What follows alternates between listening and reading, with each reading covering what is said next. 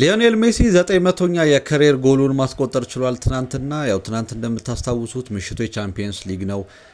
ታርጌታችንም ደግሞ ስላልሆነ የእነሱን ሀገር ጨዋታ ለመመልከት አሁን ኢንተረስቲንግም አይደለም። ሰዓቱም ታይም ዞኑም እንደምታውቁት የሚመች አይደለም። የሮናልዶን የሳውዲን ጨዋታ ለመመልከት እንኳን ያስችላል። ምክንያቱም ታይም ዞኑ ብዙም ከኛ ጋር የሚጋፋ አይደለም።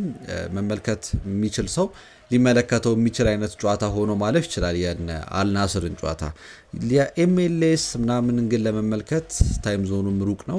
ስለዚህ ሰው የሚተኛበት ሰዓት ነው፣ ሌሊት ነው የሚደረገው አብዛኛው ጨዋታ።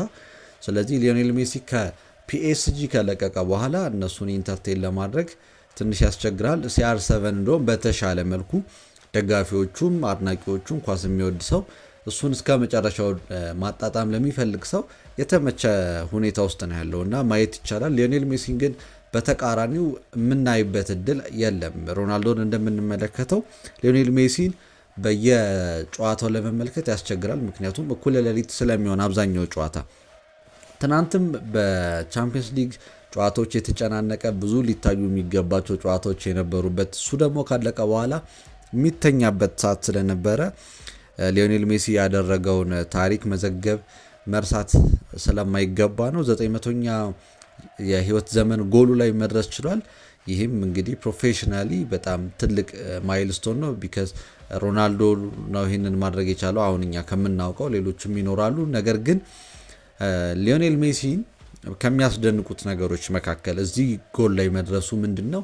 እንደ ሴንተር ፎርዋርድ ተነጥሎ ሲጫወት እኔ ተመልክቼው አላውቅም። እንግዲህ የተመለከታችሁት ትኖራላችሁ። ፎልስ ናይን የታወቀ ነገር ነው። ነገር ግን ተነጥሎ ይሄ አውት ኤንድ አውት እየሆነ ሊዮኔል ሜሲን ተመልክተ ነው አናውቅም።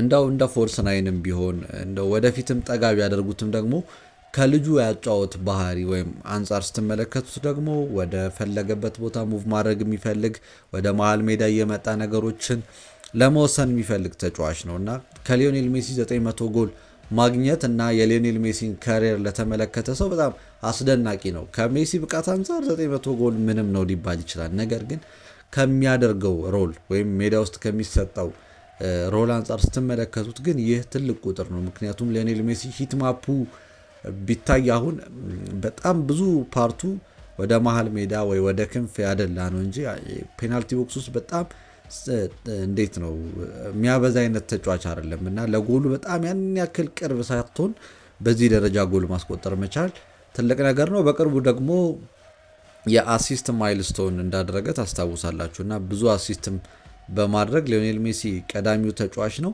እንደ ተጫዋች የተሟላ ተጫዋች ከሚባሉ ተጫዋቾች ውስጥ ልንጠቅሳቸው ከሚገቡ ሊዮኔል ሜሲ በጣም የራቀውና የተሟላው ተጫዋች ነው።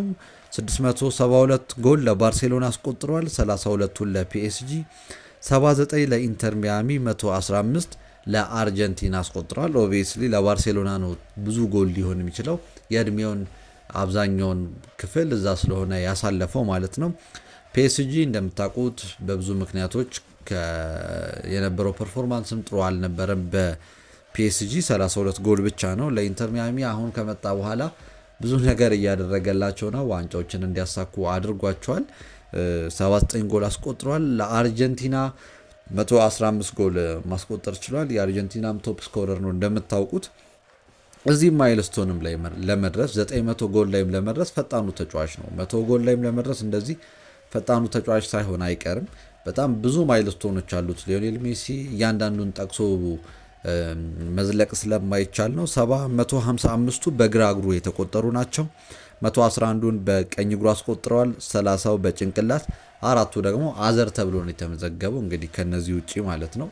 ሊዮኔል ሜሲ በዚህ ሁኔታ ነው ጎል ላይ የደረሰ ሲያስቆጥር የኖረው ማለት ነው።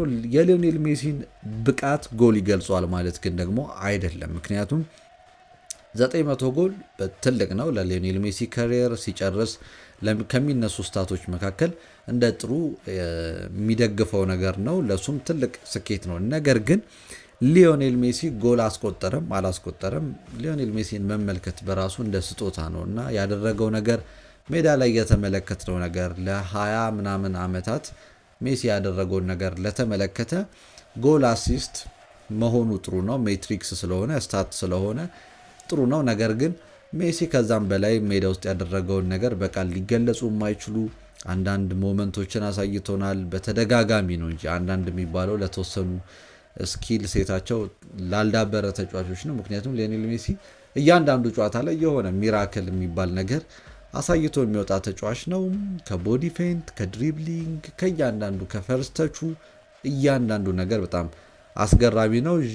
ማሸረኖም በቅርበት ሆኜ እናንተ ከምታውቁት በጣም በቅርበት ሆኜ ተከታትየው እያንዳንዱን ነገር ለመመስከር በመቻሌ እድለኛ ነኝ ነው የሚለው። ትክክልም ነው። በተጫዋችነት ያውቀዋል፣ አብረው ነው የተጫወቱት። ከዛም በኋላ ደግሞ አሁን እያሰለጠኑ ነው የሚገኘው። በዚህም በጣም እድለኝነቱን ነው እሱ የሚናገረው። 724ቱ ከፔናልቲ ቦክስ ውስጥ አካባቢ ደርሶ ያገባቸው ጎሎች ናቸው። 776ቱ ከፔናልቲ ቦክስ ውጪ ናቸው። 112ቱ ፔናልቲ ነው። 70ው ደግሞ ቅጣት ምት ነው ማለት ነው።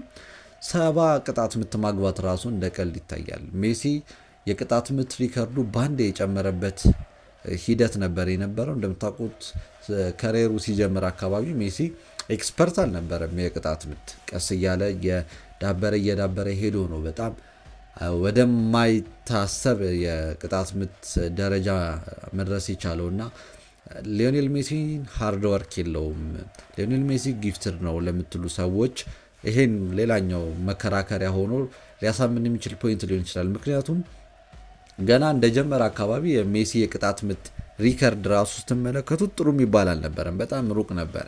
ከሆነ አመት በኋላ ግን ከሆኑ ዴዲኬሽኖች በኋላ ማለት ነው፣ ዝም ብሎ ባንድ የሚመጣ ነገር አይደለም፣ ከጥረቶች የሆኑ ነገሮች ከማስተካከል ከዛ በኋላ የመጣ ነገር ነውና በተፈጥሮ የተገኘ ታለንት ሃርድ ወርክ ካልተጨመረበት ይሄ ለየትኛውም ነገር ነው።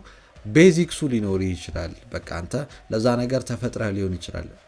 ግን አንተ እዛ ነገር ላይ እስካላስተካከልከው እስካላሻሻልከው የራስህን ፐርፎርማንስ ወደየትም ልትንቀሳቀስ አትችልም እና ሊዮኔል ሜሲ 70 የቅጣት ምት ጎሎች ላይ ደርሷል። ይሄም በጣም ትልቅ ሪከርድ ነው።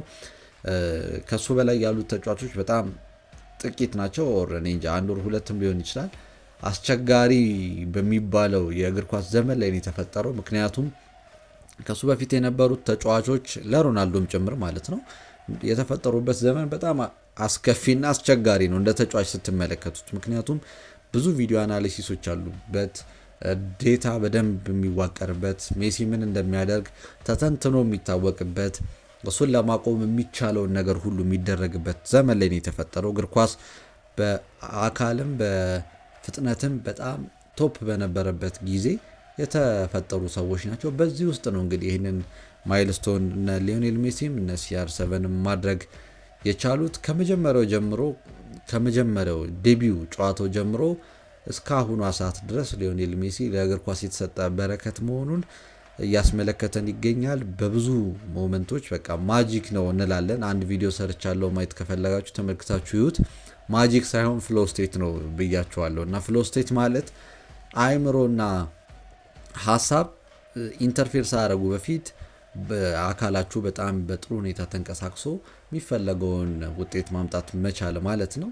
ላሚን ያማል እና እሱ ይሄ ነገር አላቸው ተብሎ የተደገፈ ሪሰርች አይቼ ነበር ያቀረብኩላችሁ፣ መለስ ብላችሁ ማየት ትችላላችሁ።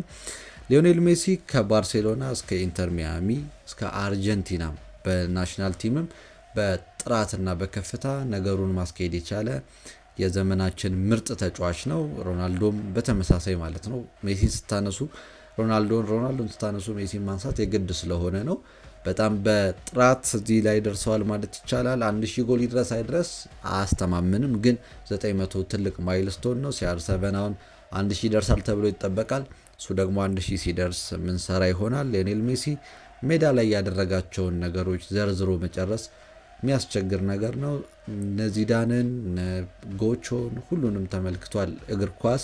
ሊዮኔል ሜሲ በጣም ስጦታ ነው፣ ከነሱ ጋር የሚመደብ ግሬተስት ኦፍ ኦል ታይምም ነው ይባላል። ይህ ሰብጀክቲቭ ስለሆነ እዚህ ውስጥ አልገባም፣ ክርክሩን ለደጋፊዎች ተዋዋለሁ። ነገር ግን ያደረገውን ነገር ስትመለከቱ በቻምፒየንስ ሊግ ምሽት፣ በላሊጋ፣ በዓለም ዋንጫም ጭምር ሊዮኔል ሜሲ እጅግ ድንቅ ነገሮችን አሳይቶን አሁን ደግሞ ሌላ ማይልስቶን ላይ ደርሷል። ከዚህ በኋላ የሚደርስበትን ደግሞ እየተከታተልን አብረን የምናይ ይሆናል። ለሜሲ ደጋፊዎች ጥሩ ምሽት ነበረ፣ ነገር ግን ብዙ ሽፋን ስላልተሰጠው ላለመዝለል ነው። ሰብስክራይብ ማድረጋችሁን አትርሱ። ላይክ ሼርም እያደረጋችሁ ብዙ ሰው ጋር እንዲዳረስ አድርጉ። ኮሜንትም ላይ የተሰማችሁን ሀሳብ ደግሞ አስቀምጡልኝ። መሻሻል አለበት የምትሉትንም ነገር ደግሞ እንድናሻሽልና የተሻለ ነገር ለማቅረብ እንችል ነው። አመሰግናለሁ።